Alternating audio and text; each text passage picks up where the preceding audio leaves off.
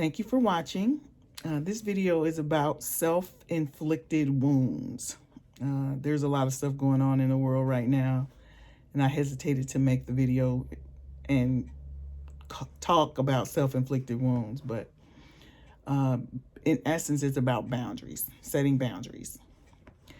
When we set boundaries and we allow people to cross those boundaries or not adhere to those boundaries, we are in essence, without any consequences, we are in essence inflicting wounds upon ourselves. Boundaries are there for us. For me, when I set a boundary, I'm not setting a boundary to punish anyone. I'm setting a boundary because that is what I need in my life at that time. My mom used to, when we were growing up, we couldn't have calls after 10 o'clock because if we had calls after 10 o'clock, we would hear about it. And sometimes the lecture is more hurtful than the whooping.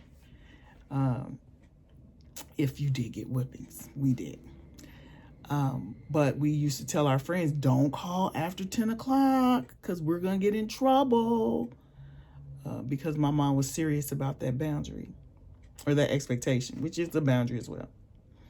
And so when we set boundaries, if we don't have consequences to those people who don't adhere to our boundaries, then they're going to continue, potentially, not always, potentially to violate those boundaries.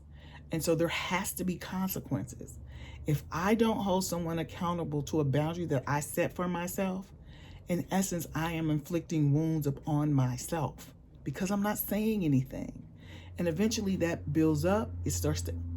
People start to escalate in their behavior, and sometimes it leads to rage, anger, explosions, however you want to classify what happens when boundaries are not being kept. So it's up to us, it's up to you, it's up to each individual to set boundaries that are appropriate for their life. Because if you don't have any boundaries, then there's a lot of stuff that could happen that's going to make you feel some kind of way. And most of the time, it's not a good feeling.